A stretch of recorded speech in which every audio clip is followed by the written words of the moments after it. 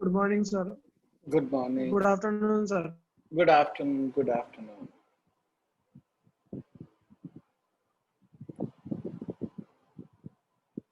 We'll just wait for a few more seconds and see if others join, and then we'll start. Good afternoon, sir. Good afternoon. कल आपका maths का exam है ना? Yes, sir.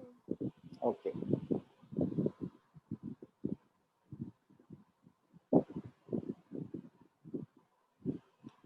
और 3 chapters आएंगे, sets, relations and trigonometry, right?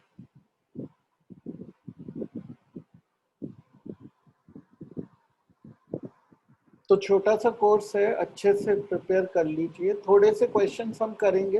We will not take too much of time. अगर जल्दी class खत्म होती है तो जल्दी खत्म कर देंगे, ठीक है, ताकि आपके पास ज्यादा समय रहे प्रिपरेशन. चलिए, ये क्वेश्चन कैसे करेंगे हम? Redefine the function which is given by. Redefine का मतलब है किसको एक सिंपलर फॉर्म में आप लिख दीजिए. तो कैसे करेंगे इस question?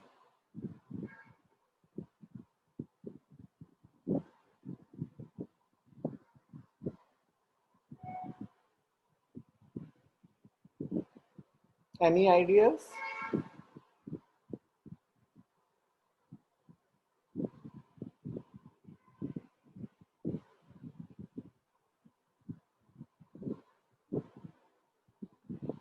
Anybody any ideas?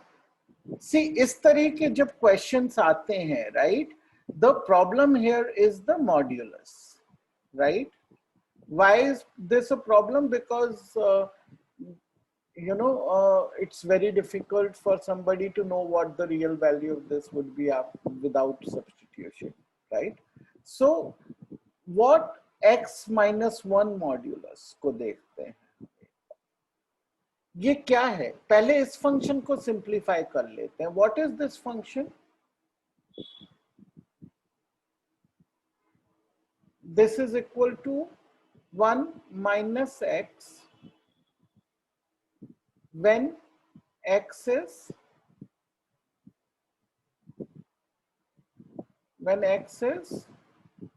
less than equal to 1, and it is x minus 1 when x is greater than 1. Do you agree?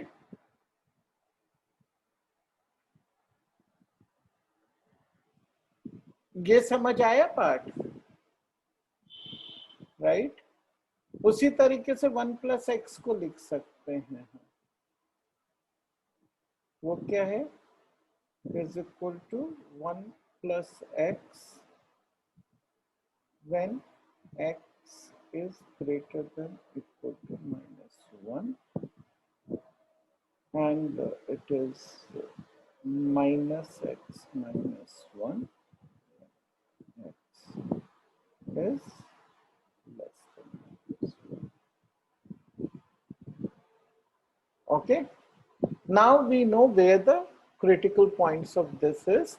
So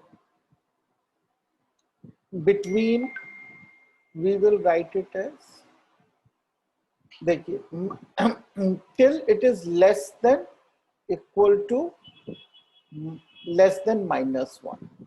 Let's start with that. Okay, when x is less than minus 1.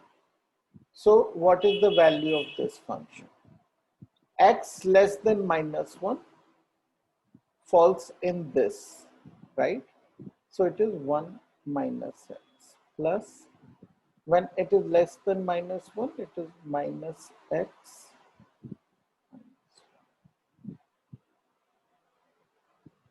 Okay, now let's take the other one. X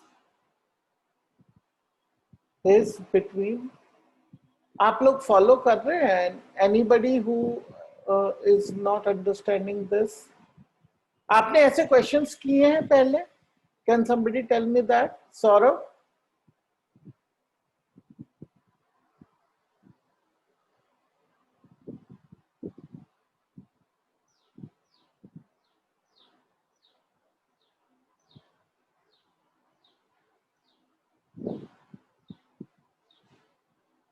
So it's greater than this. So the first one between -1 and 1 is 1 minus x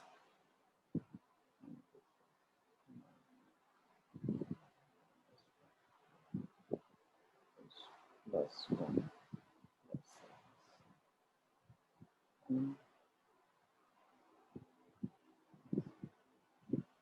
And now the last one is x greater than or equal to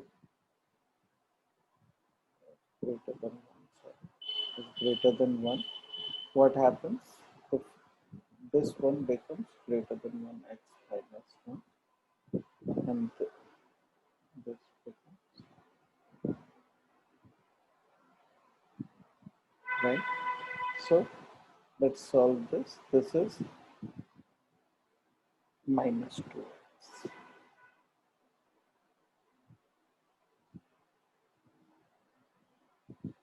This is x is equal to this 2.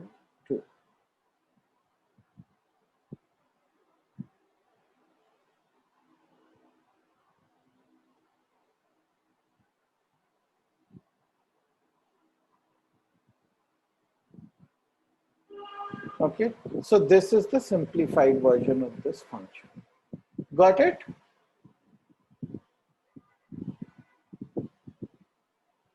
Understood? No response?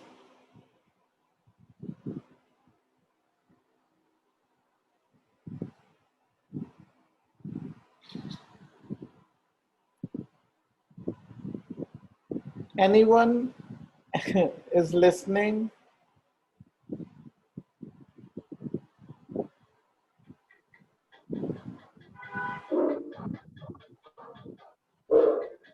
Anybody is listening? अच्छा चलिए ये एक easy question है, ये बताइए कैसे होगा. Ronald has attempted drawing the graph of the signum function. Okay, this is what Ronald has drawn. Can somebody tell me ki what is the mistake?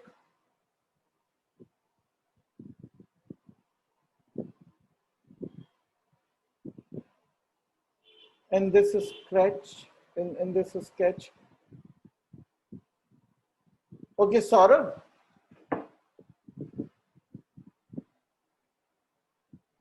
Yes sir. हाँ, आपको पता है सिग्नम फंक्शन क्या होता है?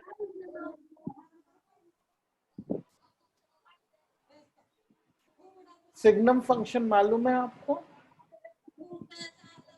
No sir. सिग्नम फंक्शन होता है कि fx is equal to 1, okay, when x is greater than 0. It is equal to 0 when x is equal to 0 and it is -1 when x is less than -1. ये जो function है ना, इसको signum function बोलते हैं. ये सिग्नम वर्ड आ रहा है साइन से. ओके, ये साइन. तो जो साइन है, अब -2 है मान लीजिए, इसका क्या साइन है? इसका साइन माइनस है. और अगर मान लीजिए -5 है, उसका भी साइन माइनस है. और 10 है, उसका साइन प्लस है. तो ये केवल साइन देता है विद अ 1, और 0 को कोई साइन नहीं है तो 0 ही देता है. इसको कहते हैं सिग्नम फंक्शन. ये मैंने यहाँ पे लिख भी दिया है. अब बताइए इसका क्या ये ग्राफ करेक्ट ग्राफ है या नहीं? कोई मिस्टेक है इसमें या पूरी तरह गलत है? क्या है ये graph? Anybody will try with me? Tina?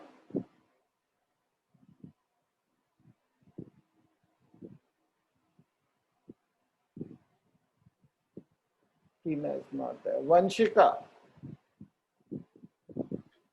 Yes, sir. हाँ, आपको कुछ आइडिया है कैसे करेंगे? आपको पता है signum function? Sir signum function समझ नहीं आया. सिग्नम फंक्शन ये होता है, आपको कराया है, ये क्लास में कर चुके हैं आप ये। No sir.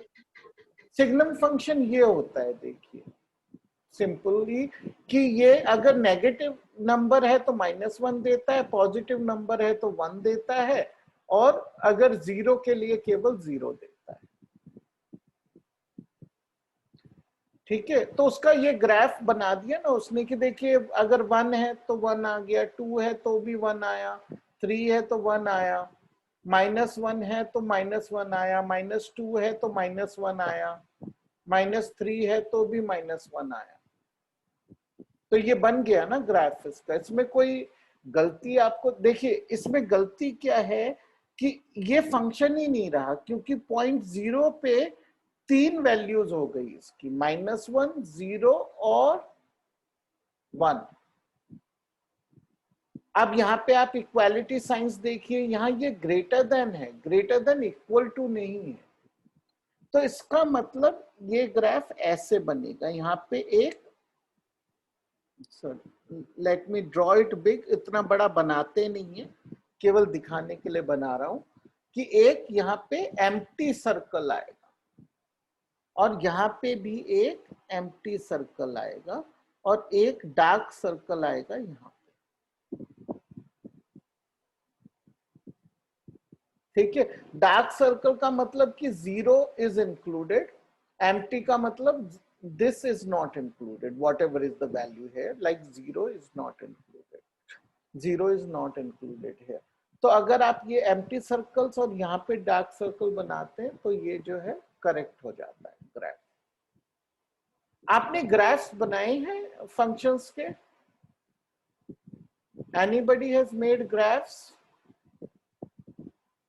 क्योंकि अगर ग्राफ्स नहीं किए आपने तो फिर वो पार्ट अभी के लिए मैं छोड़ दूंगा, आज नहीं टाइम देंगे हम उसे।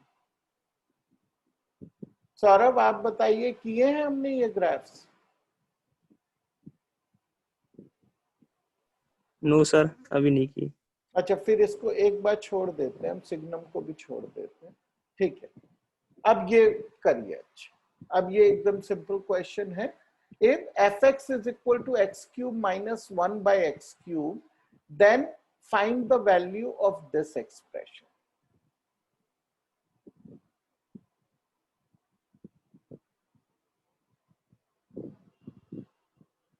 How will we do this?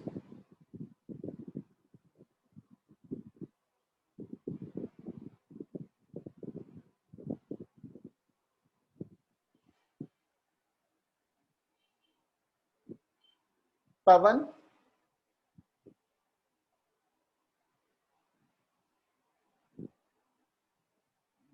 खुशी? मेरे ख्याल से क्लास में है नहीं ज्यादातर लोग। Either they are not paying attention. ठीक है, कोई और किसी से हुआ ये क्वेश्चन? देखिए हमको करना क्या है, f(x) लिख लीजिए। अब 1 by x x की जगह लिखना है, तो क्या करेंगे, प्लस करना है, प्लस लिख लिया। अब 1 by x लिखना है x की जगह।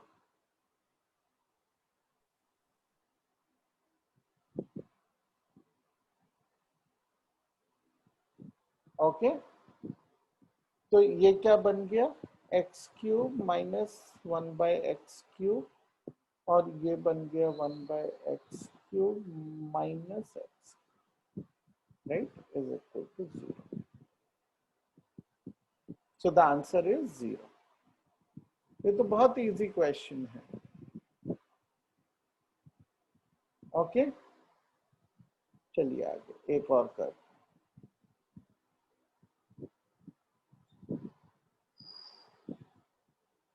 चलिए ये बताइए कैसे होगा। Who will help me do this? It's a very easy question.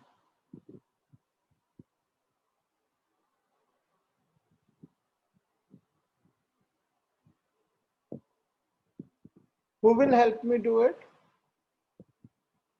Kanika?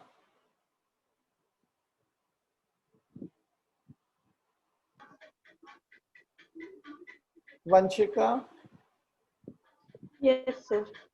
बेटा ये कर सकते हैं आप? कैसे करेंगे ये क्वेश्चन? आपको आता है ये करना?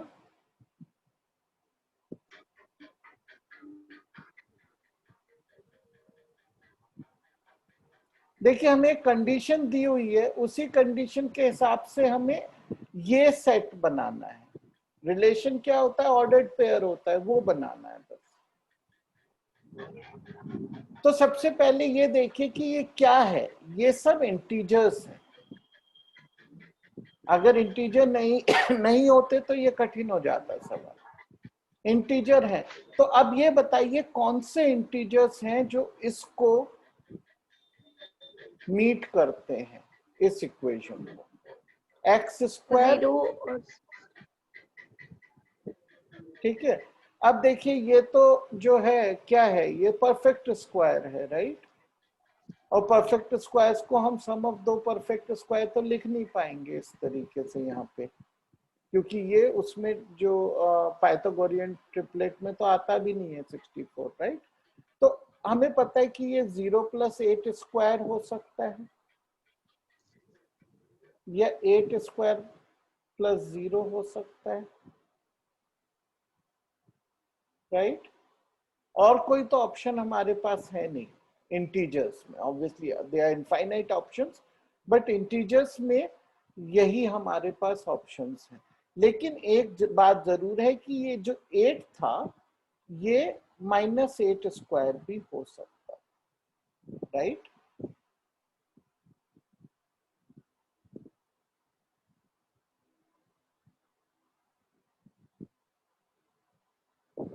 तो हमारे पास क्या आ गया कि x की क्या वैल्यूज आई हमारे पास।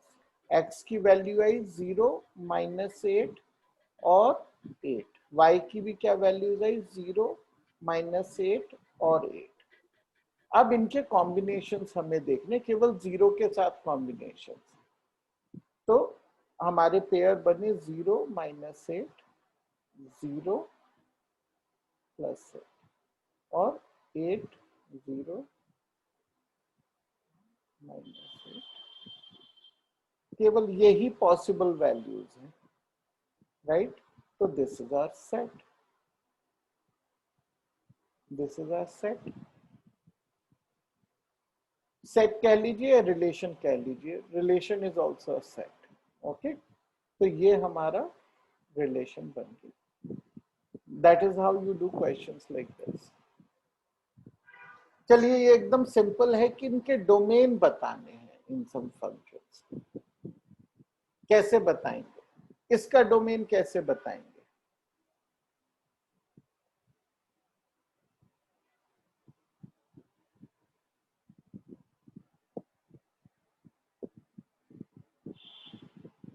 Anybody can try this?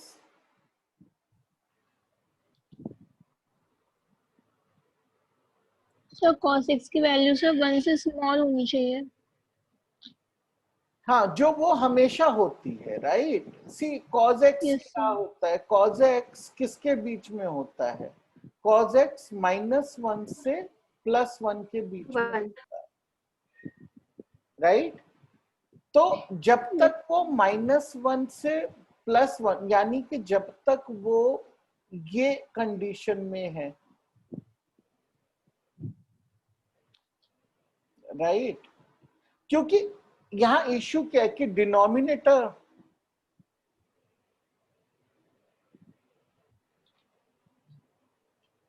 Can not be 0। एक तो ये चीज हमें चेक करनी है, और क्या चेक करना है हमें? दूसरा हमें ये चेक करना है कि 1 - cos x is greater than equal to 0, क्योंकि अंडर रूट में नेगेटिव टर्म नहीं आ सकती, राइट। Yes sir. तीसरी क्या चीज हमें चेक करनी है? यहाँ पे हमें एक चीज और चेक करनी है, वो क्या है कि domain of cos x, right. क्योंकि अगर cos x ही कोई वैल्यू नहीं लेगा तो वो fx तो ले ही नहीं सकता वो वैल्यू, राइट? लेकिन हमें ये पता है कि ये पूरा r होता है।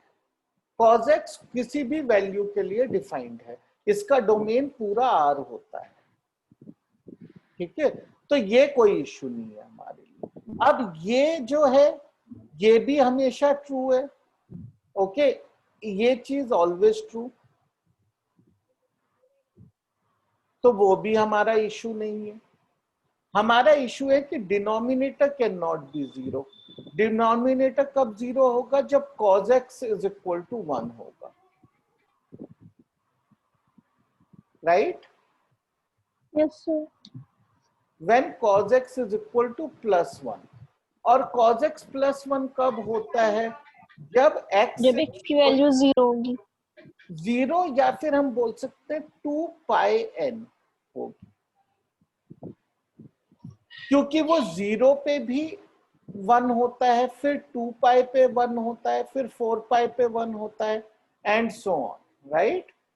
तो 2πn पे x की वैल्यू, ओ सॉरी, cos x की वैल्यू 1 होगी, वो इस फंक्शन को अनडिफाइंड कर देगा। तो इसका हम डोमेन कैसे लिखेंगे? It is the complete set of R minus what? Minus a set x such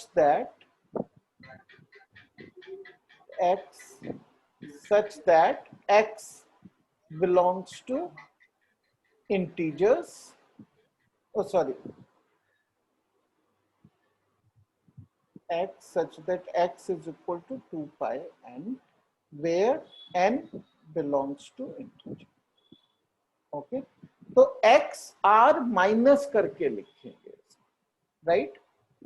क्योंकि केवल ये वैल्यूज हमें इसमें से सब्ट्रैक्ट करनी है इस सेट में से, तो this becomes the domain of this function, ठीक है? अब जो है ये दूसरे वाला ट्राई कर। सर यहाँ पे r का मतलब क्या है? रेंज? नहीं, r का मतलब है set of real numbers, okay? हम ऐसे भी लिखते हैं कई बार इसको ना, लेकिन हमारी बुक में ये नोटेशन दी हुई नहीं थी, इसलिए मैंने सिंपल आर लिखा है। वरना आप जैसे थोड़ी और बड़ी बुक्स पढ़ेंगे उसमें इस तरह लिख देते हैं ताकि कंफ्यूजन ना हो आर क्या हो, ठीक है? तो अब दूसरा ट्राई करिए, नंबर 2 पे जो है वो एक बार सोच के देखिए कैसे होगा। मैं थोड़ा थोड़ा जगह बना रहा हूँ।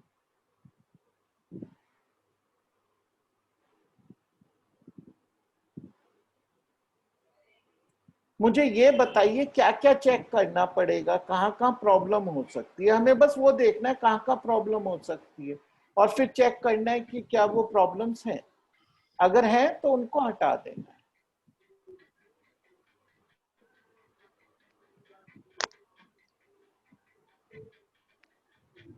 देखिए, हमारा सबसे बड़ी बात क्या है कि ये होना चाहिए x plus root x should be greater than 0, greater than equal to 0 होना चाहिए। वैसे तो अंडर रूट की वजह से ग्रेटर देन इक्वल टू 0 होना चाहिए। At the same time x plus root x can not be equal to 0, right? क्योंकि डिनोमिनेटर कैन नॉट बी 0। बाकी कोई इश्यू नहीं है, क्योंकि मॉड्यूलस फंक्शन तो सब कुछ लेता है, राइट? अब इसका मतलब क्या हो गया? इसका सिंपल सा मतलब ये हो गया कि it means x plus root x is greater than 0। अब ये कब होगा? देखिए, अब आप ये समझ लीजिए, अगर x की वैल्यू नेगेटिव होगी तो 0 आ जाएगा। तो 0 आएगा, अगर ये पॉजिटिव होगी तो ग्रेटर देन 0 आएगा, राइट? तो इसकी रेंज हो गई x such that x belongs to R and x is greater than 0, ठीक है? इसी रेंज को अगर मैं चाहूं ऐसे भी लिख सकता हूं, राइट? ये भी एक ही बात है, ये भी एक ही बात है, राइट? और इस सेट को कभी कभी कहीं कहीं पे R प्लस भी कहा जाता है। ओके, तो अगर बुक में या किसी भी टेक्स्ट में या किसी एग्जामिनेशन पेपर में आप R प्लस देखें तो समझ जाइए it is a set of positive real numbers. Okay, understood? तो ये इस तरह से क्वेश्चंस किए जाते हैं, ये काफी इंपॉर्टेंट चीज है, ये जरूर आना चाहिए। डोमेन निकालना, रेंज निकालना किसी भी गिवन फंक्शन का, you have to inspect it for validity in simple words, right? आपको ये देखना है कि वो फंक्शन इनवैलिड ना हो जाए। अब जैसे ये वाला फंक्शन है, इसमें क्या होगा? देखिए ये भी सारी वैल्यू लेता है, ये भी सारी वैल्यू लेता है, मल्टीप्लिकेशन में कोई रेस्ट्रिक्शन ही नहीं है, राइट? तो इसका डोमेन सिंपली R हो गया, राइट? कोई इश्यू ही नहीं है इसमें। तो अब यहाँ क्या इश्यू हो सकते हैं? देखिए ये तो कोई भी वैल्यू ले लेगा, कोई इश्यू नहीं है हमें, राइट? लेकिन this should not be equal to 0, बस वही इश्यू है और कोई इश्यू ही नहीं है यहाँ। और ये 0 कब होगा? जब x या तो +1 हो या -1। तो ये दो वैल्यू निकालनी है, उसको लिखेंगे कैसे हम? ठीक है, can I write it as -1 +1? Is that correct? ये गलत है लिखना, राइट? क्योंकि ये बीच की भी सारी वैल्यू निकालने को बोल रहा है। हम कैसे लिखेंगे? R minus as a set, not as an interval, -1 and 1। ये दो वैल्यू R में से निकाल दो, हो गया। अगर आपको सेट बिल्डर में लिखना है आप वैसे भी लिख सकते हैं, x such that x belongs to R and x not equal to ±1। Okay, this is also a valid answer। Understood? अब ये बताइए, ये बहुत आसान है, इसमें कोई इशू नहीं है जब तक ये 0 ना हो। 0 तो x की वैल्यू 4 को हटा के सारी वैल्यू हो जाएंगी। x not equal to 4। Okay, और उसको हम लिखेंगे कैसे? उसको लिखने का सबसे आसान तरीका है ये, right? Yes sir. The only thing I will always and always say, don't make a mistake of saying this। ठीक है, ये तो कोई चीज ही नहीं होती, ये कुछ होता ही नहीं। आप सेट में से एक नंबर थोड़ी ना सब्ट्रैक्ट कर सकते, आप सेट में से एक दूसरा सेट ही सब्ट्रैक्ट कर सकते। ठीक है, ये मिस्टेक की तो 0 आएगा। ठीक है, तो बस ये बिल्कुल इस तरह हो जाएगा। उसी तरीके से अब ये नहीं, अच्छा चलिए मैंने रेंज वाले क्वेश्चन शायद नहीं डाले, कोई बात नहीं। चलिए ये देखिए, how these type of questions are also very favorite of the board। okay, ये होते तो एक ही मार्क्स के हैं बट इजी क्वेश्चंस होते हैं। ये हम कैसे करेंगे? हमें कार्डिनैलिटी ए और बी की पूछी है, हमें total number of non empty relations की कार्डिनैलिटी वो निकालनी है कि कितने हो सकते हैं, total number of non empty relations. तो D। कैसे किया आपने? सर ये तो फॉर्मूला है ना कि अगर आपको कार्टेशियन मतलब रिलेशंस निकालना है तो आप नंबर ऑफ टू सेट्स मतलब जितने उसमें एलिमेंट्स दोनों सेट में उसको मल्टीप्लाई कीजिए। Sir non empty set sir 5 होता है दोनों में, तो सर उसको माइनस कर देंगे तो एक ही तो होता है नॉन एम्प्टी सेट। हाँ, मल्टीप्लाई नहीं करते, we raise them to the multiplication of that, right, to the power of 2। ये हो गए हमारे total number of relations, right, and -1 because एक 5 जो है उसको हटाना है। ओके, तो डी इज द आंसर। तो अगर आपको ये याद नहीं है तो ये क्वेश्चन थोड़ा सा कठिन हो जाएगा। फिर मतलब आपको काउंटिंग करके करना पड़ेगा, वो वाला पार्ट अभी आपने पढ़ा नहीं है एक्चुअली। जब आप कॉम्बिनेशंस पढ़ेंगे तो फिर आपको ये आप याद भी ना हो तो कर सकते हैं, ठीक है।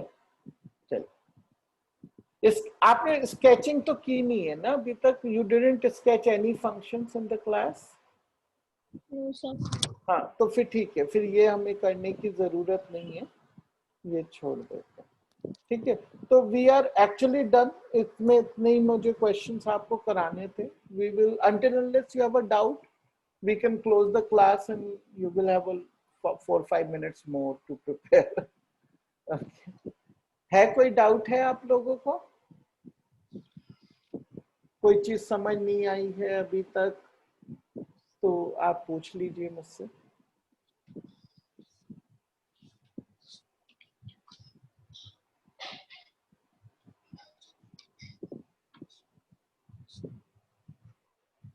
सर एक एग्जांपल था, एग्जांपल 11 चैप्टर 1 से।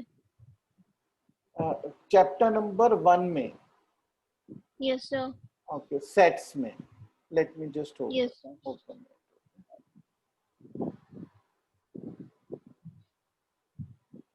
आपको याद है कौन से पेज पे था? Yes sir, 10, page number 10।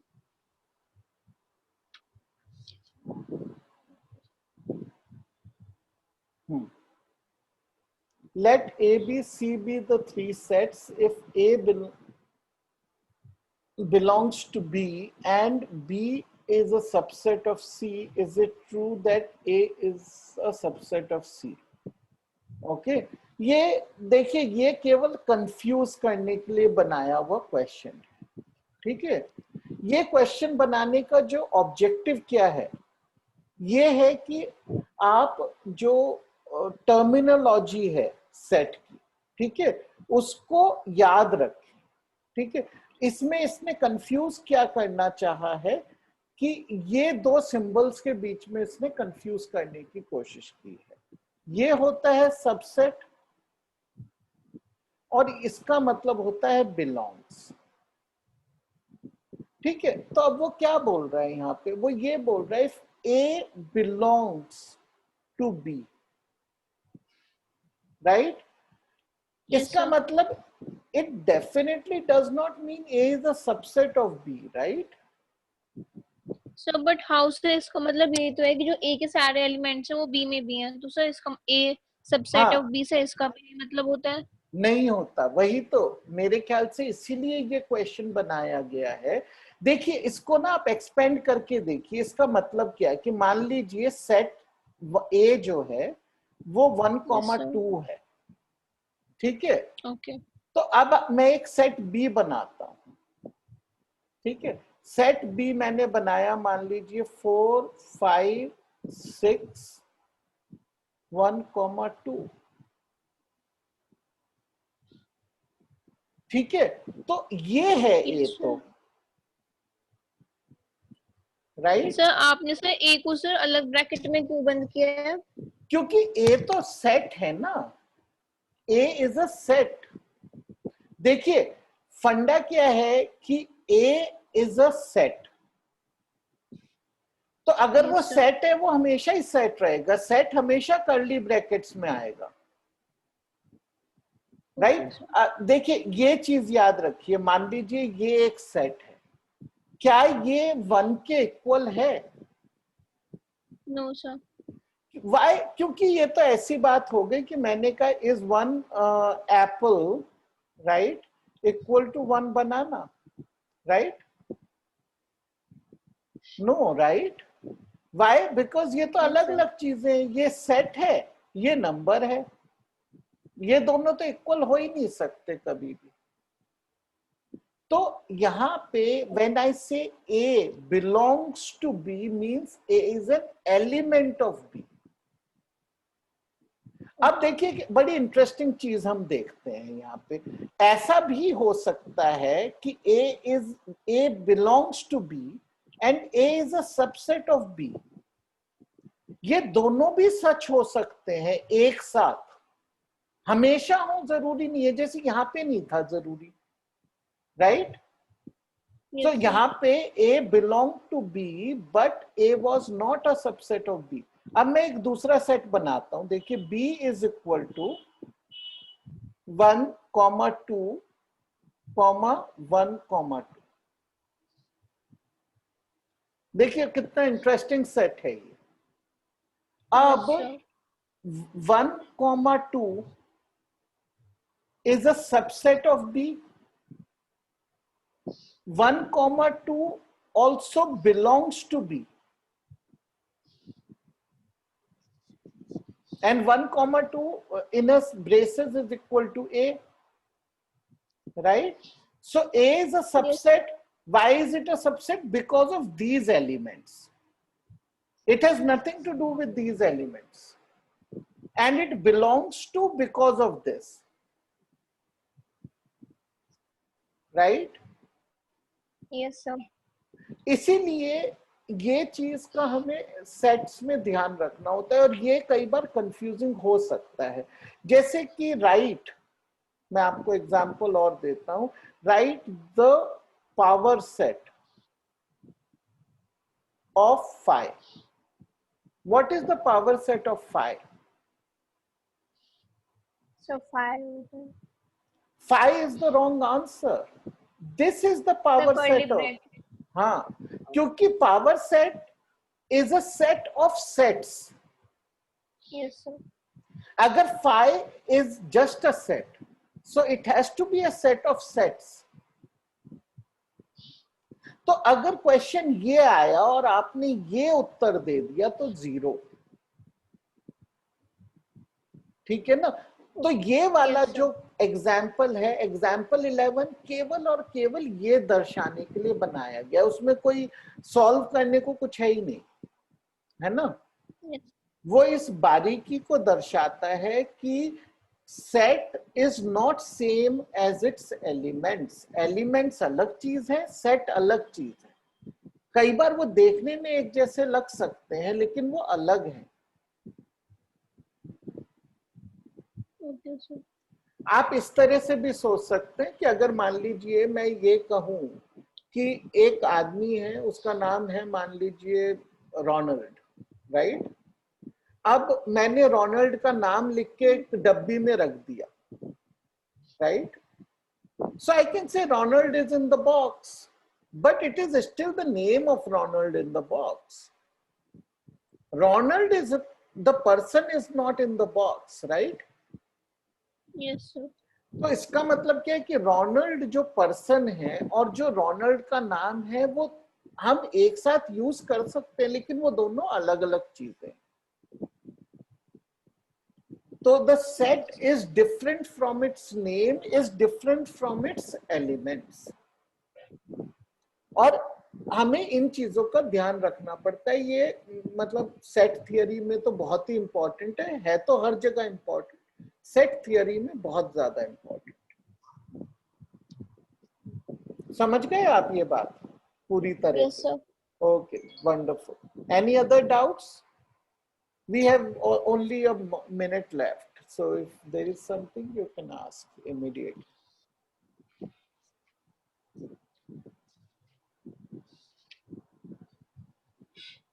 Okay, then all the best for your exam. Do well, and we will meet after the exam again. Okay. Yes, sir. Okay. Bye bye.